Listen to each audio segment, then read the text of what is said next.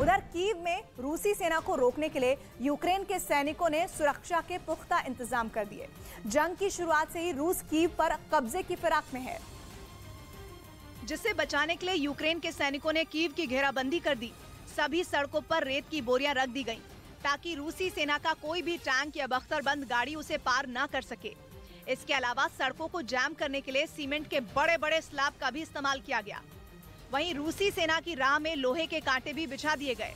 इसी तरह के लोहे के स्ट्रक्चर खड़े किए गए हैं ताकि कोई भी दुश्मन देश की सेना या कोई गाड़ी या कोई संदिग्ध यहाँ न आ पाए।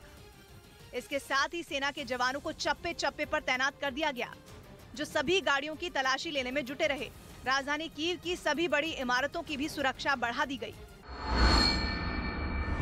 वहीं यूक्रेन में जारी जंग के बीच रूस ने अमेरिका के राष्ट्रपति बाइडेन पर बड़ी साजिश रचने का आरोप लगाया और अमेरिका पर रूस और बेलारूस की सीमा पर जैविक हथियारों की फैक्ट्रियों का नेटवर्क तैयार करने की बात कही, जिसके लिए बाइडेन के खास गेम प्लान के तहत अमेरिकी रक्षा मंत्रालय पेंटागन की ओर से फंड दिए जाने का भी दावा किया। यही नहीं, रूस ने इन फैक्ट्रियों में नए जैविक हथियार तैयार करने पर काम होने का भी आरोप लगाया।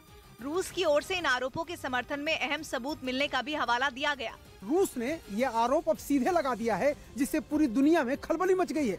रूस ने आरोप लगाया है कि बेलारूस और रूस की सीमा के पास यूक्रेन में अमेरिका की मदद से जैविक हथियार तैयार करने का काम चल रहा है। कुछ दिन पहले रूस ने यूक्रेन में अमेरिका के नियंत्रण वाली जैविक हथियारों की लैब की जांच के लिए एक जांच आयोग के गठन का भी ऐलान किया था। और इसके साथ ही रूस ने अमेरिका पर खुद को बचाने के लिए जैविक हथियारों की लैब के मुद्दे से ध्यान भटकाने की कोशिश करने का भी आरोप लगाया। इससे पहले भी रूस ने दावा किया था कि अमेरिका ने एक बड़े षड्यंत्र के तहत यूक्रेन के जैविक लैब में एंथ्रेक्स और प्लेग बैक्टीरिया बनाने पर काम किया, ताकि उन्हें रूस के खिलाफ इस्तेमाल किया जा सके। जर्मनी ने पहले विश्व युद्ध में एंथ्रेक्स नाम के इसी बैक्टीरिया को जैविक हथियार बनाया था और दुश्मनों के घोड़ों और जानवरों में इन्फेक्शन फैलाया था। जैविक हथियार यानी बायोलॉजिकल वेपन एक ऐसा हथियार जो बिना धमाके के किसी भी देश को तबाह कर सकता है। मतलब ये कि जब बैक्टीरिया और वायरस का इस्तेमाल जानबूझकर इंसानों में इन्फेक्शन फैलाने के लिए किया जाता है तो इसे जैविक हथियार कहते हैं। जैविक हथियार कम से कम समय में बहुत बड़े क्षेत्र में तबाही मचा सकता है। ये लोगों में ऐसी बीमारियां पैदा कर देते हैं कि वो या तो मरने लगते हैं या दिव्यांग हो जाते हैं या फिर दिमागी तौर पर बीमार हो जाते हैं। इस बीच यूक्रेन को ब्रिटेन से मिल रही मदद पर रूस बुरी तरह भड़क गया और उसने ब्रिटेन पर यूक्रेन की जंग को बढ़ावा देने का आरोप मढ़ दिया। इतना ही नहीं, रूस ने धमकी दी कि वो अब यूक्रेन में ब्रिटेन के हर हथियार को चुन चुन कर मार गिराएगा। और रूस के भड़कने की वजह माना जा रहा है ये वीडियो, जिसमें उसकी सेना के 2 हेलीकॉप्टर उड़ते नजर आए। पहला हेलीकॉप्टर तो आराम से आगे बढ़ गया, लेकिन दूसरा Mi-28N हेलीकॉप्टर अपने मिशन को पूरा करने से पहले ही ढेर होता दिखा। आसमान में उड़ते उड़ते उसमें अचानक एक विस्फोट हुआ और उसका पिछला हिस्सा टूटकर नीचे जा गिरा। अब दावा है कि रूस के हेलीकॉप्टर के साथ कोई हादसा नहीं हुआ था, बल्कि उसका शिकार किया गया था। शिकार किया था star streak anti air missile system ने, जो कि ब्रिटेन ने ही यूक्रेन को दिया है। यही वजह रही कि रूस ब्रिटेन पर आग बबूला हो गया और ब्रिटेन में रूस के राजदूत ने उल्टा उस पर ही जंग बढ़ाने का आरोप लगा दिया। रूस ने ब्रिटेन पर बेहद गंभीर आरोप लगाए हैं। रूस ने ये आरोप तब लगाए हैं जब ब्रिटेन ने यूक्रेन को और ज्यादा हथियार देने का ऐलान किया, जिसके बाद पुतिन ब्रिटेन पर भड़क गए हैं।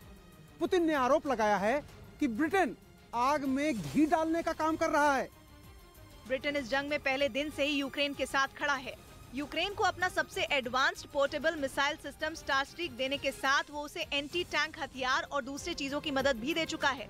लेकिन इसके बाद भी ब्रिटेन के रक्षा मंत्री ने यूक्रेन को और हथियार देने का ऐलान कर दिया, जिसके बाद रूस के राजदूत ने ब्रिटेन को यूक्रेन की मदद रोकने की धमकी दी और कहा कि हथियार देने से जंग और बढ़ेगी और इससे भी ज्यादा खून बहेगा। वहीं ब्रिटेन के प्रधानमंत्री बोरिस जॉनसन ने एक वीडियो ट्वीट करके रूस के राष्ट्रपति पुतिन को चेतावनी दी। उन्होंने वीडियो के जरिए एक बार फिर यूक्रेन के साथ खड़े होने की बात दोहराई। और दावा किया कि यूक्रेन के लोग रूस के हमले के आगे कभी झुकेंगे नहीं। बोरिस जॉनसन ने जो वीडियो ट्वीट किया उसमें एक जगह पर वो यूक्रेन के राष्ट्रपति जेलेंस्की के साथ बैठे दिखाई दिए। वीडियो में ब्रिटेन के ऑपरेशन ऑर्बिटल का भी जिक्र किया गया, जो उन्होंने 2015 में यूक्रेन की मदद के लिए चलाया था। ब्रिटेन ने यह ऑपरेशन यूक्रेन की सेना के जवानों को ट्रेनिंग देने के लिए चलाया था और उसके मुताबिक रूस के हमले से पहले तक यूक्रेन के 22,000 जवानों को ट्रेनिंग दी जा चुकी थी। यही नहीं, ब्रिटेन ने ये दावा भी किया कि रूस के हमले से पहले जनवरी तक उनकी तरफ से 2000 एंटी टैंक मिसाइल यूक्रेन को दी जा चुकी थी। अपने वीडियो के जरिए ब्रिटेन ने यह भी दावा किया कि उसने हवाई हमलों से बचने के लिए स्टार ट्रैक मिसाइल, रूसी टैंकों को तबाह करने के लिए जेवलिन मिसाइल समेत यूक्रेन के जवानों के लिए कई दूसरे हथियार भी वहां भेजे। इसके साथ ही दवाइयां और जरूरत का दूसरा सामान भी यूक्रेन भेजने की बात कही गई। ब्रिटेन के प्रधानमंत्री बोरिस जॉनसन ने इस वीडियो के जरिए एक संदेश भी जारी किया, जिसमें उन्होंने पुतिन के हमलों के सामने यूक्रेन के लोगों के पूरी ताकत से खड़े होने की बात कही। साथ ही ये भी संदेश दिया कि पुतिन कभी भी यूक्रेन पर कब्जा नहीं जमा पाएंगे। बोरिस जॉनसन की तरफ से ट्वीट किए गए वीडियो में ये दावा किया गया कि जंग से बचकर निकले यूक्रेन के 1.5 लाख से ज्यादा लोगों को ब्रिटेन में जगह दी गई। उन्होंने इसके लिए कई नियमों में भी बदलाव की बात कही और ये भी साफ कर दिया कि रूस के खिलाफ यूक्रेन को जो भी मदद चाहिए होगी, आने वाले दिनों में ब्रिटेन उसे पहुंचाएगा। उधर यूक्रेन युद्ध ने कई बड़ी कार कंपनियों का कारोबार बिगाड़ कर रख दिया है। जर्मनी में BMW को अपनी कारों के उत्पादन पर ब्रेक लगाना पड़ गया और इसकी वजह है ये धमाके, यानी रूस और यूक्रेन के बीच चल रही जंग ने इन कार कंपनियों के उत्पादन का पहिया पंक्चर कर दिया। दुनिया की ज्यादातर महंगी कारें जर्मनी में बनती है, लेकिन इन कारों के कई पुर्जे रूस से आते हैं। मगर पुतिन सरकार ने आर्थिक प्रतिबंधों के जवाब में इन पुर्जों को रूस से बाहर भेजने पर बैन लगा रखा है। ऐसे में इसका असर अब दिखना शुरू हो गया। BMW को मजबूरन जर्मनी में अपने 2 प्लांट में उत्पादन रोकना पड़ा। इसी तरह मर्सिडीज ने अपना काम धीमा कर दिया, तो फॉक्सवैगन कंपनी ने जल्द उत्पादन रोकने की चेतावनी दी।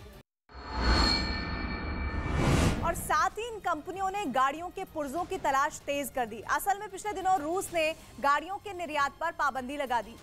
अकेले कार ही नहीं बल्कि 200 ऐसी चीजें शामिल रही जिनकी सप्लाई रूस नहीं करेगा। इनमें वाहनों के पुर्जे भी शामिल हैं।